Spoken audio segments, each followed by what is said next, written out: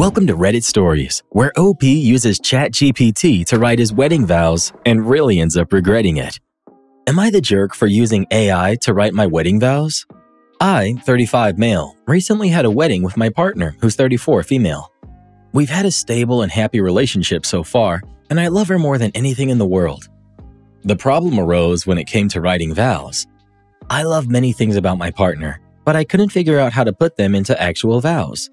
I decided to use ChatGPT so I could have something well-written and expressive to share at the ceremony. Now, my partner is very confrontational and no-nonsense. If something annoys her, she addresses it immediately. I also know she's expressed disdain for AI before, but I didn't realize how deep that went. Somehow, she immediately recognized that the vows were AI written. After I finished, she gave me this angry look and whispered, "Did you use AI to write that?" I froze because I couldn't even believe that she noticed, and she chose to confront me in front of everyone. She told me to either speak from the heart or she would walk out. I literally couldn't get any words out, and she kept her promise and walked back down the aisle, leaving everyone confused. She's been ghosting me for days now, which is unusual for her and honestly giving me panic attacks. Most people say calling off a marriage over AI vows is an overreaction and maybe a sign of a bigger issue, but a few female friends said that they would have done the same. I'm hurt. I just wanted help making the day more special. Is it worth fixing? Edit. Okay, I messed up. I avoided checking this post because I wanted more perspectives instead of just getting torn apart, but I understand why the situation is worse than I thought. I've been trying to contact her family to see if I can talk to her, but apparently she's staying out of state with her sister. When she gets back, I'm going to tell her everything I learned here and that I understand now. I'll write new vows without AI and bring her favorite flowers and snacks. I still want her to know that I love her and I know her. I'll post an update when I can. Thank you, even if some of the feedback was harsh. The part that really stands out is how quickly your partner recognized the vows were AI. That tells me this wasn't an isolated issue. You knew she hated AI, and you still rolled the dice hoping she wouldn't mind. That's the same pattern you see in relationships where someone ignores repeated warnings and is shocked when their partner finally walks away. This doesn't feel like she left because of AI vows. It feels like this was the tip of the iceberg. Honestly, this whole thing has "she left me because I didn't do the dishes" vibe. Not because vows don't matter, but because your post reads like there's a lot you aren't realizing about how checked out you've been. You talk about wanting things perfect, but perfection wasn't the issue. She wanted something real. I'm glad she had the clarity to walk away before signing up for years of feeling unheard by you. Update. I told her about the Reddit post and how the replies helped me understand her perspective. She got even more angry about posting our business, even though no names were used. She couldn't believe I needed strangers online to explain why I was wrong. Apparently, my mom had also been texting her about paying back the wedding costs, and she blamed me for that too, which I don't think is fair. I can't control what my family does. The flowers and snacks didn't help. She won't give me another chance, even after I offered couples counseling. So yes, the wedding is officially done. It's over. This has been the worst time of my life. I felt like giving up. Meanwhile, she's posting brunch pictures with friends on social media. It makes me wonder how she moved on so fast while I'm falling apart. People say I didn't care enough to write my own vows, yet our reactions to the breakup feel like the opposite. I hope you're all happy. Feel free to pile on. I won't return to this account. Your mom blowing up her phone about the wedding costs and you shrugging it off and saying, "I can't control that," actually says a lot about the whole situation. That same passiveness is probably exactly what exhausted her. The AI vows weren't the whole story. They were the final straw after a long pattern of you letting things happen around you without taking ownership. You keep saying people accused you of not caring enough to write your own vows, but your reactions and hers tell the opposite story. She left because she saw a future where she'd be carrying the emotional weight alone, and she didn't want that. You're devastated because you just realized what she had already known for a while. I don't think she moved on fast. I think she was done long before the AI vows. AI wedding vows. What a time to be alive. Honestly, he should have just written, "I like you a lot" on a napkin. More effort. At least the napkin wouldn't have had a lot of auto-generated emojis. And it probably wouldn't have asked, "Would you like me to expand?" either. Am I the jerk for stealing my cousin's spotlight at her baby shower with my 2-month-old and my engagement ring? Usually I'm not part of drama, but this past weekend, drama found me. Or did I create it? That's why I'm here. I do not believe I did anything wrong here, but maybe I did. Please tell me if I was the jerk or not, because I'm genuinely confused. I'm 25, female, and my cousin Piper, who's 33, is pregnant with her first baby. My sister Kylie, who's 40, has a daughter named Clara, who's 11. I have 2 kids, Tommy, who's 3, and my 2-month-old son, who I'll call Little Man.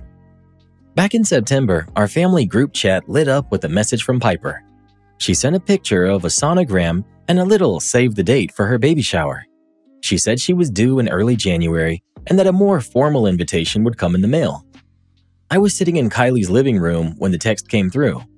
We looked at it once, looked at each other, and basically yelled. It was that mix of excitement and shock, because we had no idea she had managed to keep the pregnancy quiet for that long. A few weeks later, in mid-October, the actual invitation arrived.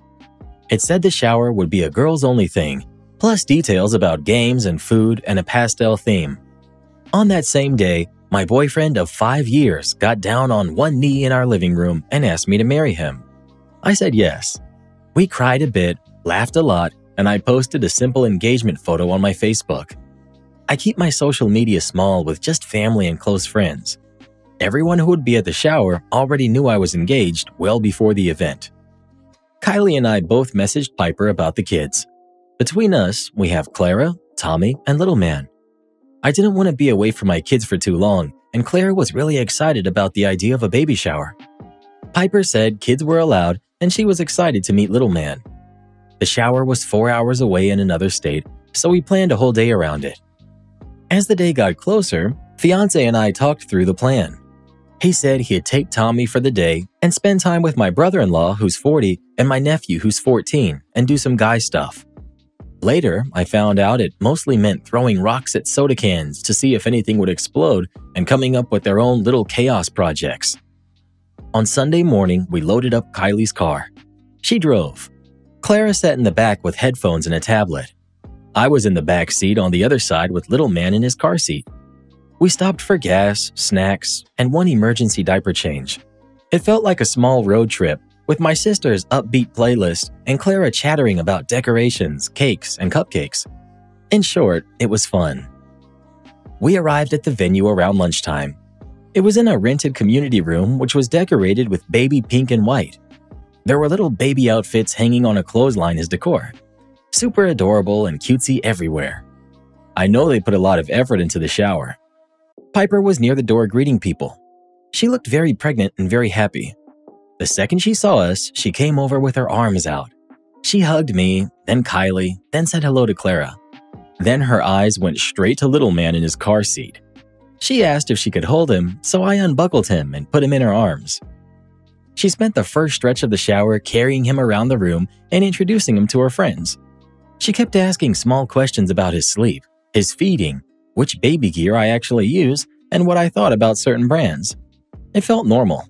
It felt like a cousin who's about to have her first baby and is soaking up anything she can.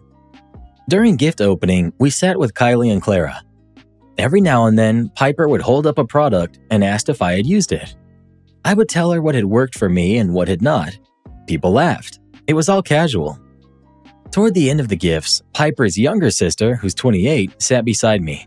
She took my hand to look at my ring for a second and asked about the proposal. We kept the conversation quiet and off to the side. No speeches, no standing up to make an announcement. It was the kind of low-key girl talk that people have at family events all the time. When the shower was done and people started drifting toward the door, I stepped outside with Little Man to get a bit of air while Kylie said goodbye inside. I was standing near the parking lot, bouncing him gently, when a small group walked out and came straight toward me. It was 3 of Piper's friends and her future mother-in-law. They didn't start with small talk. One of them asked if we could talk for a minute. I said sure, thinking maybe they wanted to gush about the baby or the shower.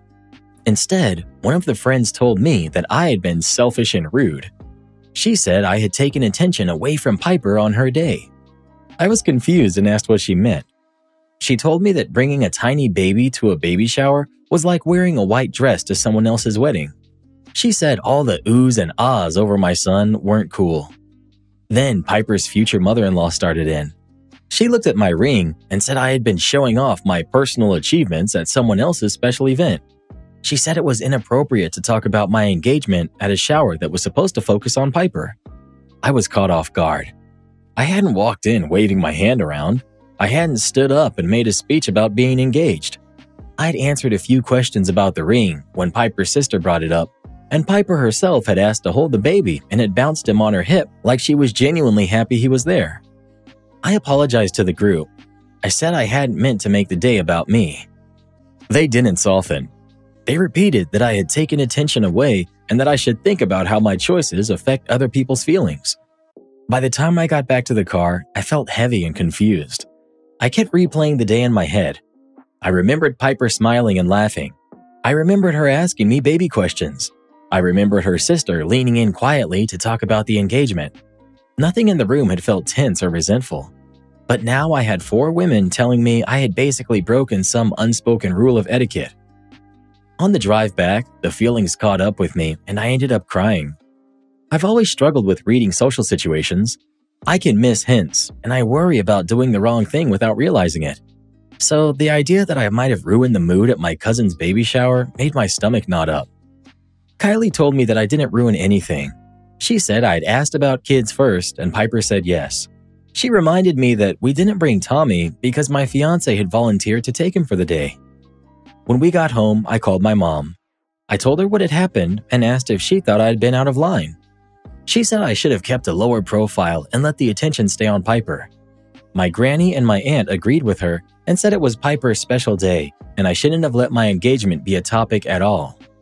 On the other side, my fiancé, sister, brother-in-law, and a close friend all said that I had done nothing wrong. They said it was completely unrealistic to expect me to take off my ring or leave my baby at home after Piper specifically said she wanted to meet him. They said the group outside were just looking for something to complain about.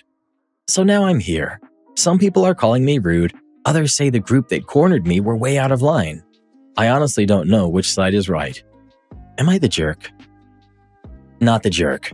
You didn't crash the party with surprise news or pull attention toward yourself. You asked before bringing your baby and you were told yes. Your engagement was announced weeks earlier, not at the shower. The people who cornered you outside crossed a line. It seemed like a personal attack. The best thing now is to talk to Piper. Ask if they were speaking for her. If she was bothered, you can apologize. If she's confused and had no idea, then you'll know it was a group of self-appointed gatekeepers creating drama. Let Piper handle her own circle. You came in good faith and followed the expectation she gave you. You don't need to carry guilt for something you didn't do. There's a huge difference between hijacking an event and simply existing as a person with your own life. You didn't announce your engagement at the shower. You just wore your ring. You brought a baby your cousin specifically invited. This idea that no one else is allowed to have anything good happening unless it's the guest of honor is getting absurd. You weren't supposed to hide your hand or pretend your child wasn't real. The rule is simple. Don't make your own announcements at someone else's event. You didn't. You just answered questions your cousin asked. The people who confronted you were looking for drama that wasn't there. You are not the problem. Update. After reading a lot of comments and hearing the same advice over and over, I realized there was really only one person whose opinion mattered in all of this, Piper, so I called her.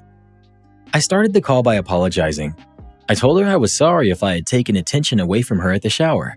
I said I never meant for my baby or my engagement to overshadow her day. I was ready for her to say that she had been hurt or that she had secretly felt frustrated but didn't know how to tell me. Instead, she said she had no idea what I was talking about. I felt my face get hot even though she couldn't see me. I told her about the end of the shower, how her mother-in-law and 3 of her friends had approached me outside when I was alone with the baby. I repeated what they had said about me being selfish for bringing a baby and about my ring being inappropriate. There was a long pause on the line. For a second, I thought the call had even dropped. Then I heard her voice again. She said she was still there. She was just grabbing her husband so he could hear it too. She put me on speaker, so I had to tell the whole story again. When I finished, I heard him audibly gasp. They both reassured me right away. Neither of them thought I had stolen any kind of spotlight. Piper told me she loved meeting Little Man and was glad he was there. She said she enjoyed asking me questions because she's nervous about becoming a first-time mom and needs people who will give her honest answers. She said talking quietly about my engagement with her sister didn't bother her at all. According to her, the shower had felt happy and relaxed until she heard what I just told her. Then she told me one of the friends who had confronted me outside is also newly engaged and about 2 months pregnant. Hearing that made what happened outside feel even stranger. Piper said it confused her too. She said if anyone in that group should understand what it's like to have multiple life events going on at once, it's that friend. Piper also told me she had expected her future mother-in-law to pull something at some point. She just thought it would be something small with decorations or food. She joked that she had half expected the pastries to mysteriously get changed to something the older woman preferred. She didn't expect her to pick a family member as a target and spin a whole story about stealing thunder out in the parking lot. After our call ended, Piper reached out to all of them. She asked straight out why they had confronted me. The friends backed down quickly. They apologized to her and admitted they didn't really think I had taken away attention. They said her mother-in-law had been muttering all afternoon about how I always cause drama and always need to be the center of attention. They didn't even know me. They only knew what she had told them. Her mother-in-law, though, is still stuck in her own version of events. She insists I was showing off. She says I was flaunting my engagement and my baby. Piper's husband told her that if she honestly thought there was a problem, she should have gone to him or to Piper directly during the shower instead of cornering a guest in the parking lot. I don't know what will happen between them. That's their side of the family to sort out. What I do know is that Piper and I are fine. More than fine. After we cleared the air, she asked if I could come visit again before her due date. She wants to go out for brunch and asked if I would help her pack her hospital bag because she feels overwhelmed by all of the lists online. Since the shower, life has kept moving in good ways. I went to my bestie's house and told her everything, and she kept handing me a soda bottle that didn't belong to me. I took it from her a couple of times without thinking about it, set it down, picked it back up. It took me way too long to notice that she had written, "I'm pregnant" on the side of it. So now I'm looking at 2 babies on the way. I'm so excited for both of them. Piper read my post and some of the comments with me. We both agreed on one thing. The idea that anyone should have to take off an engagement ring to attend someone else's event is ridiculous. So is the idea that a baby at a baby shower is automatically an insult. As long as no one's standing up and making surprise announcements, people are allowed to have lives outside of that one celebration. I'm happy that Piper and I are planning brunch instead of hating each other. And I'm very ready to welcome 2 new babies into the family and friend circle when their parents are ready for visitors, of course. Thank you all for your kind words and support. This update made me smile. Piper asking you to help with her hospital bag shows that she trusts you and values your experience. When I had my first baby, I packed everything the website suggested, and half of it never left the bag. By the 3rd time, my hospital bag looked completely different and much smaller. It's a good sign that she and her husband were immediately on your side. Also a good sign that the friends apologized once they heard the full picture. I hope your brunch goes well and that you both get to sit and laugh about this one day while your kids run around the table. This is one of those rare stories where talking things out actually fixed everything. You called and explained. Piper and her husband listened. They believed you and took action where it needed to be taken, which was with his mother and that friend group, not with you. It really sounds like future mother-in-law wanted all extra attention to funnel through her. If someone was going to be whispering or pulling people aside, she wanted to be the one doing it. That's not how these things work. A baby shower is for the parents-to-be. You handled yourself well. You went to the source, cleared things up, and walked away with a stronger relationship with Piper. That's a win. So let me get this straight. OP wore a ring and brought the baby her cousin invited. Right. Some folks will accuse you of stealing the spotlight, even if all you did was breathe politely. He seriously wasn't hitting on you. I saw a post here about an entitled woman thinking she was getting hit on, and it instantly reminded me of a former friend. My, 33 female, former college friend, Jen, 31 female, has always had a hard time knowing when someone was hitting on her. It was almost comical. My friends and I could literally clock her turn to us and say that the server, bartender, barista, whoever was hitting on her. They were not. We would tell her sometimes, and she would push back, even though we watched the whole interaction. It's their job to be nice. They want your money. That's it. This story happened maybe a year or two after we graduated. That night, I met Jen downtown for a night of drinking. We went to a restaurant with a nice bar that's just 2 steps away from the actual bars. While we were hanging out in the bar area, one of my best friend's boyfriend walked in. He's about the same age as us. I introduced them, and we all chatted for maybe 2 minutes before he excused himself and said he was going to go find his friends outside. The second he was out of earshot, Jen immediately turned to me and said he was totally hitting on her. I calmly said no, he was not. She waved me off. I repeated he wasn't flirting, and she came back with how he gave her a vibe and how I wouldn't understand the way he looked at her. I told her no again. He was mainly looking at me because I was the one talking to him. There was no vibe. He was just being nice. She dismissed that too. I finally told her he seriously wasn't interested. 2 reasons. 1, he's taken, and 2, he's gay. She still tried to dismiss me. Like, you're so desperate to think someone is hitting on you that now gay men in relationships are falling at your feet? I could tell so many stories of Jen thinking she was being hit on. My friends and I could practically predict the exact moment she was going to insist someone wanted her every time. Jen sounds like the type who thinks the self-checkout is flirting just because the machine asks her to place her item in the bagging area. She probably hears that and thinks it's the beginning of a slow burn romance.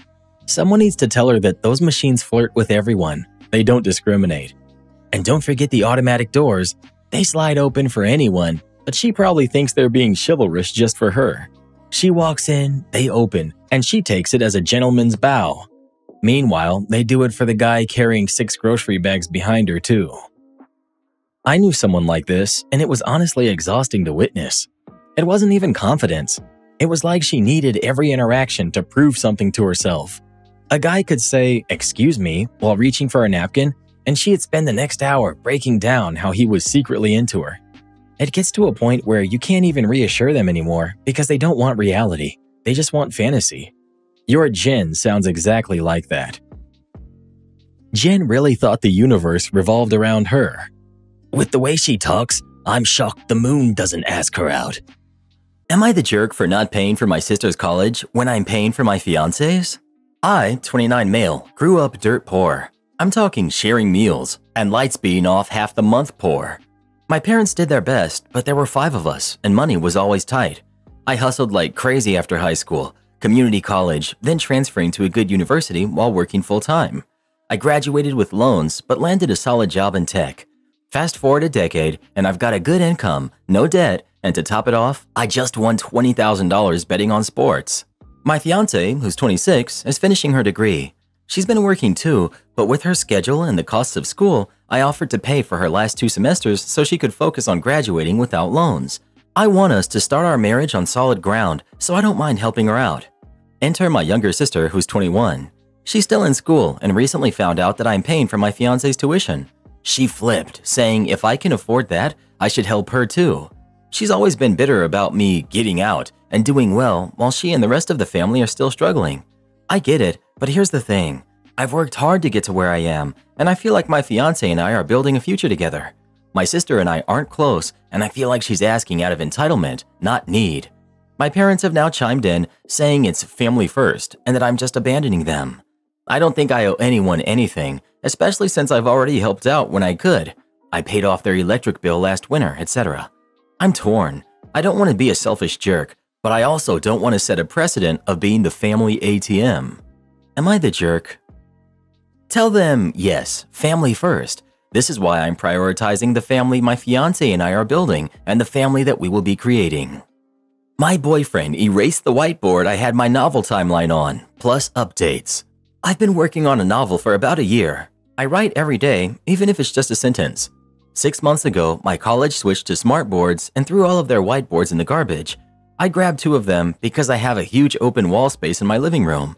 Most of my writing is done on Google Drive, but I use the whiteboards for things like character personalities, names, places, and a general timeline. Basically, all the details I want to keep track of. They've been a great resource. I used to take pictures of my notes so I could have ideas with me, especially when I was writing on my lunch breaks. But I stopped writing during lunch a few months ago because it was burning me out, and my writing quality started to suffer. Plus, my boyfriend helps me write, and working on the novel together has been a great way to connect. It's become something we share, so I haven't felt the need to photograph the boards in a while. The whiteboards are especially helpful because I can see my notes across the room while sitting in my favorite chair. When I got home last night, I discovered that all my work on the boards had been erased. Every single note, idea, and sketch was gone. The whiteboards were full of train-of-thought notes, things I'd jot down as they came to me. Writing by hand is cathartic for me, and some of those notes and sketches weren't anywhere else, not even on Google Drive. While I remembered a lot of what was there, some details are lost forever. What hurts even more is that my boyfriend erased it all. We don't live together, so it wasn't like it happened accidentally while he was cleaning or moving things around. He told me that he felt I'd been focusing too much on my writing and that I didn't have enough time for him. That completely blindsided me because we spend a lot of time together, 5 or 6 nights a week at my place. Our usual dynamic has always been comfortable. I write while he plays video games. We laugh, he helps me with wording, and I Google things to help him with his games. It's something I thought we both enjoyed. This is the first time he's mentioned feeling neglected or unhappy. If he had brought it up, we could have talked about it and found a compromise. Instead, he went nuclear, and I have no idea why. I didn't know what to do. I was so upset that I asked him to leave. He hasn't called, texted, or stopped by since then. That silence is making everything worse. My feelings are all over the place. Rage, sadness, confusion, sorrow, anger. I keep typing out questions to ask him, but I delete them every time. Why did you do it? Are you unhappy with our relationship? What did I do? The worst part is that he hasn't reached out all day. That silence makes me afraid to call him because I don't know what he'll say. I'm terrified he'll tell me he thinks we should just break up, that he doesn't want to be with me when I'm writing, or, just as bad, that he'll ignore my call altogether. The situation feels like a betrayal. Writing isn't just a hobby for me, it's part of who I am. He knows that, and up until now, he's been my biggest supporter. My family loves him. We're so much a part of each other's lives. Just a few weeks ago, my family took him on vacation, and we've spent so much time together watching his nephew or planning our future. We even went to the jewelry store to look at rings recently. I feel heartbroken. He's my muse, my partner in so many ways, and now I'm left wondering what this means for us. As a fellow writer, I'd be livid if I were you. This is the first time he's mentioned it bothers him? If this is true, and he jumped straight to sabotage, that's messed up. It's messed up regardless, because I'm sure your boyfriend knows how important this work is to you. Like, for him to not try to talk to you about this after 3 years is mind-boggling. Who does this? Text him the dreaded, "we need to talk" message. Ask him when he's available, and have him come over to use his words like a grown adult. Also, take his key away, or change your locks if you don't want to be that upfront about it. He lost his privileges. To be honest though, in all sincerity, I don't know if this is something I could move past. It comes off as so cruel. He knew exactly what he was doing, and he chose to go into your home when you weren't there because he knew it was wrong. He either knows he messed up, or he feels like he's in the right, which is why he hasn't reached out to you. I'm shocked and appalled on your behalf, OP. Update 3 months later. The night I made my post, I went to a friend's house. She ordered a pizza, we got some ice cream, and we shared a bottle of wine. She's a straight shooter, someone who takes a neutral approach and gives solid relationship advice, so I felt comfortable opening up to her about everything. We talked through it all, trying to figure out why he had done something so hurtful. We went over how he and I spent our time together and how much he seemed to care about me. We even discussed how we used to look into each other's eyes like we were the only 2 people in the room. But as we talked, it became clear there was a lot of hesitation on my part that I hadn't fully acknowledged. I realized I tend to focus on the positives and forgive faults, or even overlook them entirely. I suspect it's some kind of coping mechanism I picked up during my childhood. It also became clear that there were unresolved issues between us. I think he had been holding on to some resentment, but whenever I tried to bring it up, he had dismissed me with, "It's fine, I don't care anymore," only to bring those same issues up again during arguments. I hadn't realized how toxic that pattern was until I said it out loud. That night, I texted him to let him know I'd be coming over the next day to talk. I told him I'd arrive around 11 a.m., and the only thing he texted back was, "Okay." I didn't reply. The next morning, I went to his house as planned, but when I got there, he was still asleep. When I woke him up, he seemed annoyed, like I was inconveniencing him. His reaction took the wind out of my sails. I'd gone there determined to have a serious conversation, but in that moment, I felt so defeated. Normally, when someone upsets me, I cry, but I was too angry and heartbroken even to do that. I left without saying a word and he didn't follow me. On my way out, I stopped in the kitchen and took my house key from his keyring. When I got home, I collected all his things, put them in a box, and left it on my porch. I texted him to come by and pick them up. His response was, "What? That's fine. I'll come by later and get them." After that, I went out with a few friends. We drank and had some amazing food. For a little while, I felt better. But when I got home, I saw that his things were gone. I was heartbroken all over again. I didn't text him after that, and he didn't text me either. I got absolutely no closure. People always say closure is overrated, but I've had such a hard time moving on without it. It's been 3 months now, and I still cry in the shower sometimes. Even though I was the one who ended the relationship, I still feel confused and heartbroken. I never found out why he did what he did, and I probably never will. I miss his companionship, and I miss the way we used to help each other. I'd love to sit here and say I finished my book, but the truth is, I haven't written much since. I can't get into my characters' heads anymore. There's this feeling of loneliness and grief that I can't shake. It's ironic because those feelings have helped me create a better outline, but I still can't bring myself to write about my characters. I'm not confused anymore. Sometimes I still get sad, especially at night or when I'm out and accidentally make prolonged eye contact with someone. I haven't thought about dating again. I'm still too hurt to even consider it, but every day I feel like I'm moving on a little more. I'm dating a new guy who's pretty upset with me. I met him on a dating app and we've been dating for about 2 weeks. We got a drink on Thursday, went for coffee and a walk the following Sunday, and then to dinner this past Saturday. The night after our very first date, he told me he did a thing. When I asked what it was, he sent a screenshot of deleting his dating apps. I asked why he did that, and he responded, "I'm over it." I didn't think much into this, besides that he was frustrated with dating apps and was hopeful towards our next date.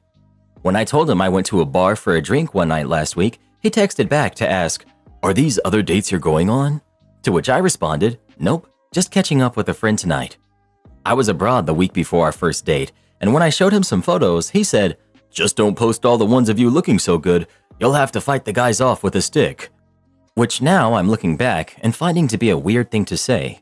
He also mentioned a concern with how much I love to travel, as he would always be worried about me. After dinner on Saturday, he asked if I had been going on dates with other people, and I told him that I had declined a few recently. Fast forward to today, he asked where I went last night, and I told him I went out with a guy who had been asking me out for a while, but that I was most excited about seeing him, the guy I had been out on 3 dates with. We didn't have any plans yet for a 4th date, so I had been feeling uncertain about where we stood. He responded back saying, "Yeah, I knew something was up, to be honest. Well, it was nice spending the time I did with you. You were the only one I was talking to, and I respected you enough to not entertain anyone else. I'm not going to deal with trying to keep your attention on me when I had all mine on you." He also said, "I've seen what going out with friends looks like in many different ways, courtesy of my past relationships, and my gut feeling has never been wrong." I asked him if he would be willing to talk through this in person, to which he declined. Although this was only 3 dates, I'm feeling pretty hurt and confused, as I never intended to make him feel disrespected, and I really did like him a lot. I've been burned in the past for rushing into relationships, so I thought that I was doing the right thing by taking it slow and trying to be transparent in his questioning. I wish he would have more explicitly spoken to me about wanting to become exclusive. I asked him if he would give me a few minutes on the phone, and he said, "Not tonight. I'm not making conversation when I'm upset like this." He also said, "I don't need an apology or a dinner. We were talking pretty heavy, and after going out a few times, I told you how I felt and deleted my app. I didn't expect the same, but at least the respect of not entertaining other guys." Any advice? Just let him go. 2 weeks is not worth this drama. Seriously, insert Ace Ventura obsess much quote here. Y'all went on 3 dates, and he thinks that his decision to make it exclusive by doing a thing makes it okay to back you into a corner, force you to make it exclusive, and then control your life? Red flags. Agreed. Apart from his possessive behavior and his projecting his past relationship issues, his communication skills at 30 years old are quite subpar. Doing a thing and then prattling about "I'm over it," and OP is supposed to know that means he likes her a lot and would prefer to be exclusive? Geez, that's a lot. I've dealt with plenty of losers like this myself. He sounds pathetic, controlling, and manipulative. So just because he's desperate, you're supposed to stop going on dates and enjoying yourself? He probably listens to those podcasts with the bald guys who talk about being alpha when the truth is they are just insecure and sad. You should have told him, Okay, well then, have a nice life, instead of pursuing him to speak about it any further. Him asking where you are all the time after a date or two is a huge red flag.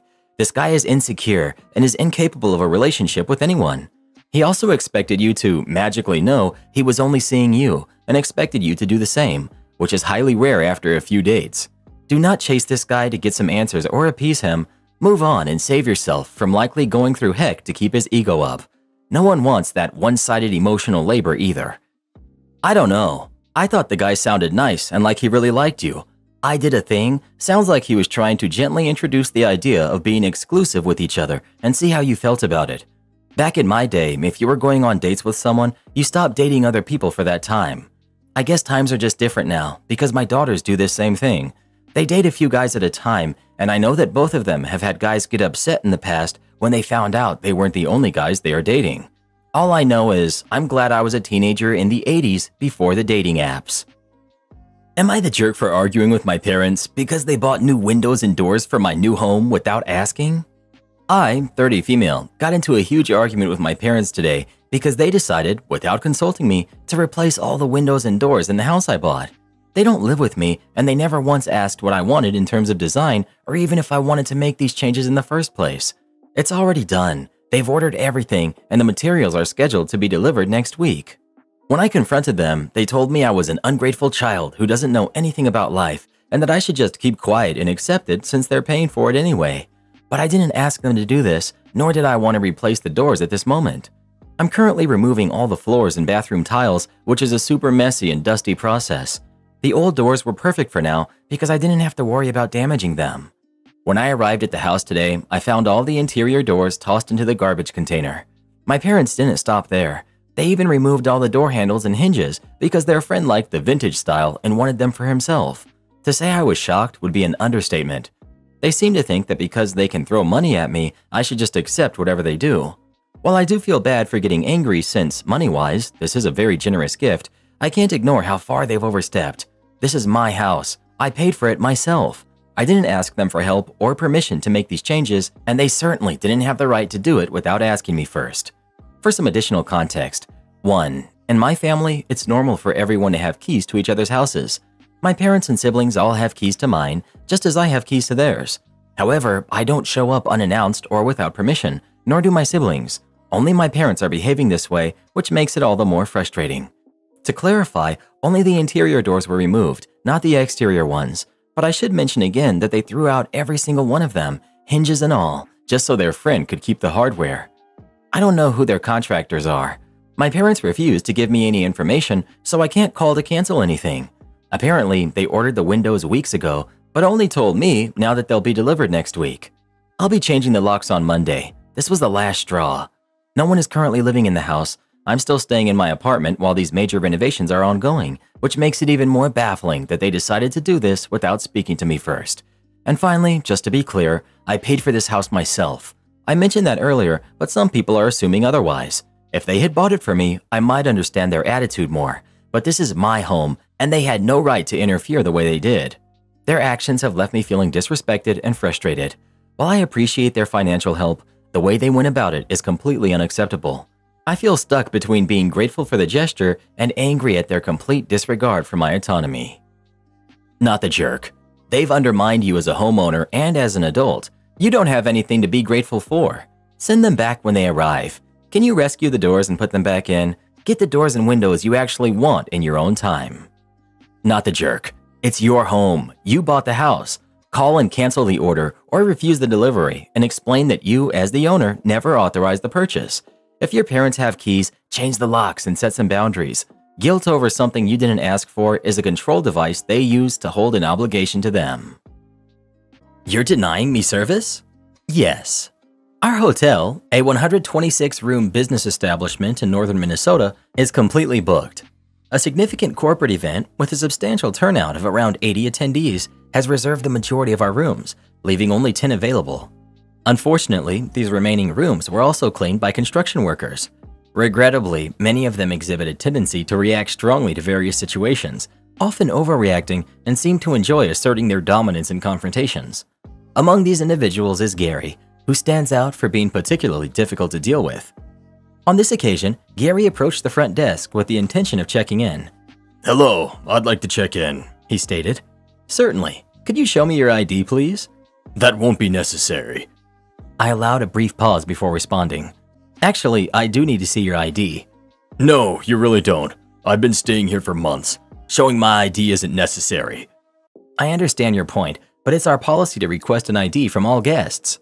"Well, nobody else bothers with it," he argued. "They might not be following proper procedures. Please provide your ID." Gary, expressing his frustration, continued. "I'm not going to show you my ID." "Unfortunately, I won't be able to provide you with your room key unless I see it." "So, you're denying me service simply because I won't show you my ID?" "Yes, that's correct."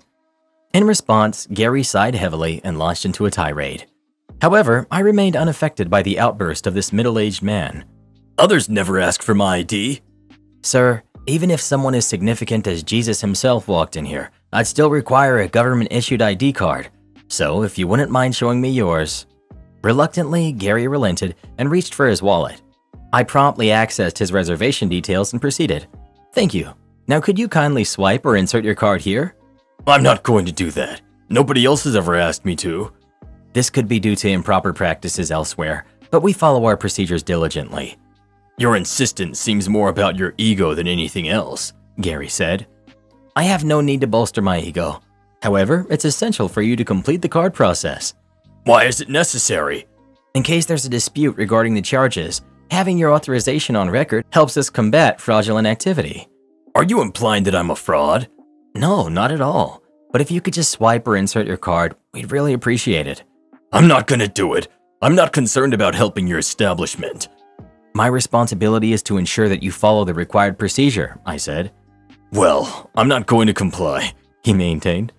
"In that case, I'm afraid I can't give you access to your room." "Isn't it your job to satisfy customers? Because I'm definitely not satisfied." "While I aim to provide a satisfactory experience, compliance with necessary steps is part of that process." "Just call your manager," he said. "I don't believe that's necessary." "I won't give you my card." "Then unfortunately, I can't provide you with your room key. Have a pleasant evening." As I turned away, the unexpected happened. Gary produced his card and completed the required transaction. With the payment confirmed, I handed him his keys and offered a courteous smile. "Enjoy your stay." "You're quite a stickler, you know that?" he criticized. "I'm here to ensure a respectful environment. If you engage in any of this mistreatment towards me or my colleagues, I will be compelled to involve the authorities. This is your only warning. Have a good night," I cautioned.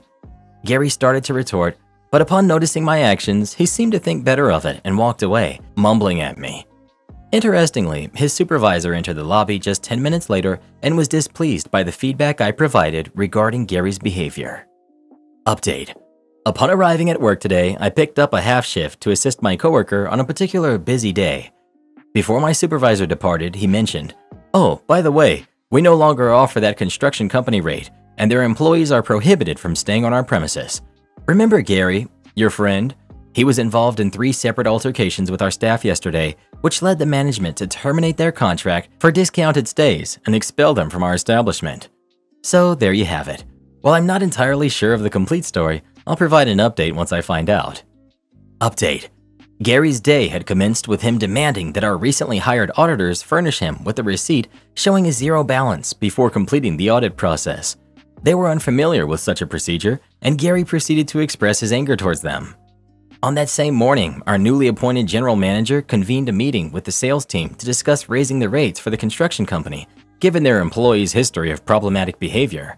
Additionally, the team mentioned the unsettling treatment their one female colleague at the front desk had been subjected to by the company's employees. Instances included inquiries about her shifts, remarks about her car, and probing questions about her availability. The sales team informed the company's representative that their rates would double and cautioned them about standing on thin ice. Any further incidents would result in the contract being voided, leading to the loss of the discount and a ban from our establishment. Approximately 20 minutes later, Gary stormed downstairs and vented his frustration at my coworker. The new GM subsequently gave the company 30 minutes to vacate our premises and terminated their contract. Am I the jerk for not allowing my stepson, who's 12, to live with us? I have 2 sons who are 10 and 5, and I'm getting married in the next couple of weeks to my boyfriend who has a 12-year-old son from a previous relationship. My future husband's son asked his dad if he could come live with us after we get married because he wants to experience a genuine family dynamic with parents and siblings, given that his biological parents never married anyone else. My husband is on board with this idea, believing it would contribute positively to the boy's personal growth. I expressed to my husband that I have reservations about having him live with us, based on observations during the weekends he spends at our house. Firstly, he appears to have a strained relationship with my younger son. He rarely includes him in activities unless I specifically ask him to do so. When we're at the park and I ask him to accompany my other son to the restroom for safety reasons, he gets an attitude about it. Secondly, he displays an excessive competitive streak towards my older son. He consistently aims to outperform him and even taunts him when he succeeds. I find this overly competitive atmosphere uncomfortable. I desire my kids to grow up in a nurturing and supportive environment. The third and most significant concern is his academic and behavioral performance. My boyfriend has informed me that his son has been struggling academically and has faced minor behavioral challenges. I'm concerned about his potential negative influence on my kids, particularly my older one. My husband dismisses these concerns as typical for his age, believing that with guidance he can improve. I sought advice from my mother, and she disagrees with me, asserting that providing a united family environment could greatly benefit my stepson. Both of them labeled my reasons as unreasonable. Am I the jerk? Update. I know that I'm not the best person, but I've never mistreated or ignored him. I care for him. I realize now that I was being overly protective of my own kids and not considering things from my future stepson's perspective. Moreover, as a responsible adult, I understand that I have an obligation to help him with behavior and school grades. I talked to my boyfriend and I accept that he can live with us. Now we'll need to move to a new house so that each kid can have their own room, and we'll have to work on getting custody. You're the jerk. You're marrying his father, so you should start considering him as your son as well. If your oldest son starts displaying all these behaviors, then surely you wouldn't just kick him out and give up on him. I would get your boyfriend on board with ways to deal with the behaviors that you're not happy with. You're the jerk. He's your soon-to-be husband's son. He's just as entitled to live under that roof as your kids are. End of story. I cannot believe this is real. You're the jerk. Seems like you fully expect your fiancé to be a father figure to your kids, but you have no interest in being a mother to his. What would your reaction be if your fiancé didn't want your boys living with y'all after marriage? Would it be a deal breaker? Would you consider it? Remember, it's what you're asking from him. You seem very selfish and like you want your idea of the perfect family, which doesn't include stepson. You should look for a partner without kids. Am I the jerk for saying I don't like my friend's boyfriend, which caused him to lose a job opportunity? I, 27, have a friend, Natalie, who has a boyfriend, Jamie. Jamie is a complete jerk. He's one of those people who makes below-the-belt jokes and then calls you sensitive if you don't find it funny. In fact, in the 18 months I've known him, he's insulted Natalie to her face too many times to count. He's called many of our mutual friends rude and demeaning things and has purposefully antagonized me on many occasions. We all put up with him because if we don't, we'd never see Natalie, but he really is the butt of every joke and a walking cliche. My roommate, Harry, recently had a job come up with his company that Natalie asked him to interview Jamie for. Harry is part of our wider friendship group. His friend is dating one of the girls in our group and has met Jamie but not really spent much time with him, so thought he was an alright guy. I decided to keep out of it because I know Jamie has been unemployed for a while and it's really affected Natalie. However, when Harry mentioned he was going to do the interview at our apartment, he could see I was uncomfortable. I didn't mention anywhere near the extent of Jamie's behavior, just said he had made a couple of demeaning remarks to and about me, and I wasn't overly keen on being around him. I told Harry not to do anything about this and that he should hire the best person for the job.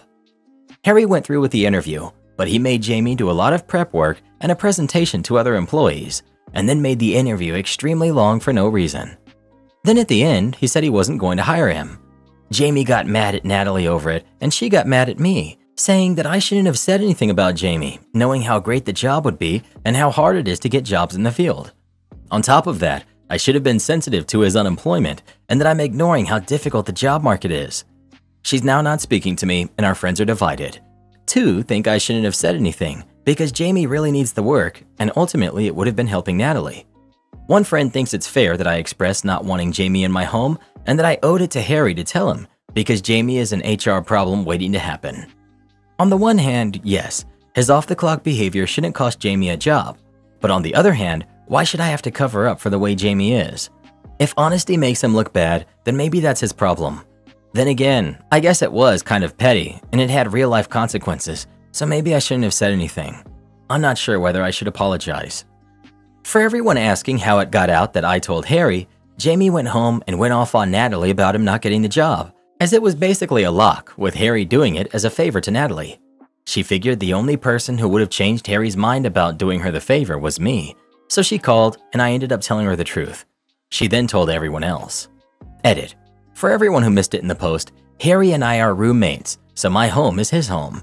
Harry has a home office and works out of that office most days. He conducts meetings from there all the time, which is normally fine because I know all of his employees really well. He did not end up having the interview with Jamie at the apartment, he had it at the registered company office.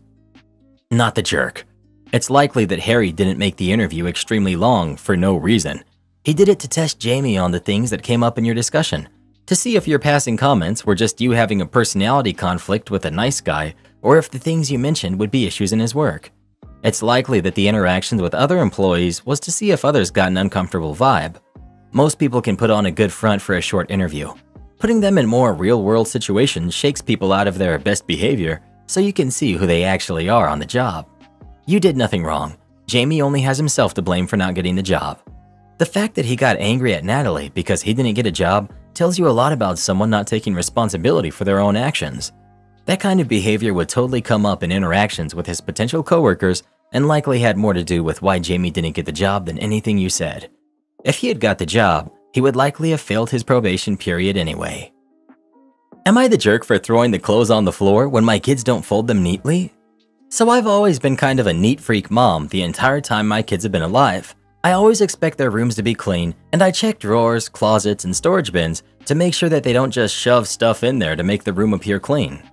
My kids, who are 16, 13, 9, and 6, are all responsible for putting away their laundry, and my eldest two are responsible for folding their own clothes, which bothers me because my 13-year-old folds his clothes in a way that bothers me. He rolls them instead of properly folding them. Ever since the kids have been home and have more free time, I'm more strict about the way they put away their clothes. I expect their clothes to be folded in a certain way and stored in a certain way. I read from a mommy blogger a few years ago that when her kids' clothes weren't organized, she would make a mess for them to organize the right way. I considered it for a few years, but now that the kids are old enough, I think it's the way for us to go. I haven't had to do this until yesterday. I walked into my 16-year-old's room while she was FaceTiming her boyfriend and saw her basket of laundry that needed to be folded, and out of curiosity, I opened the drawers and I saw that she had just shoved her clothes in there. I started making a mess and she screamed, "Mom, why?" And I told her she knew why. After that, I walked out of the room. She explained to her boyfriend what I had done, and he says, "Your mom is crazy." And I peek my head into her room, give her a look, and she ends the call with him and breaks down crying. I told my husband what happened, and he told me, "I knew you said you were going to do it, but I didn't think you would actually follow through with it." This morning, I woke up to a note on my daughter's door saying, "Until mom can get mental help, I'm staying with aunt."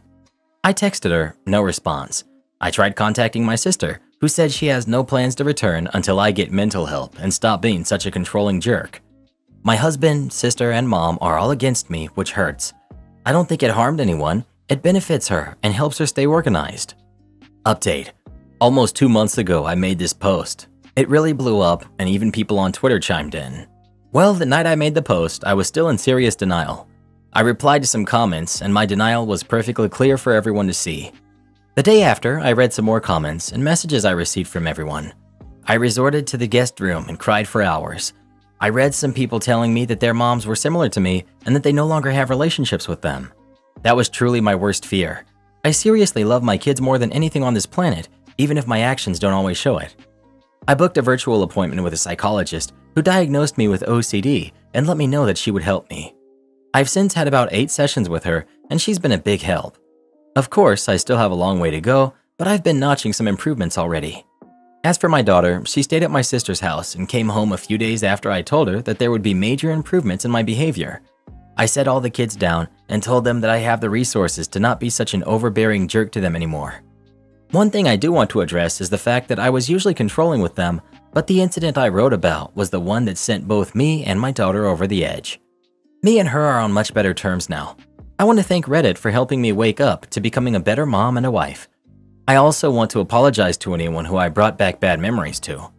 I want to have relationships with my kids until we all grow old, and I know so many of you guys don't have that, which breaks my heart. But also hearing your stories gave me a big change of heart and are helping me fix my relationships and become a better person. Imagine your spouse is demanding to live off-grid, and if you won't go with them, they'll do it without you. That's exactly what happens in our next story. It just popped up on your screen. Give it a tap and come have a listen. You won't believe what happens next.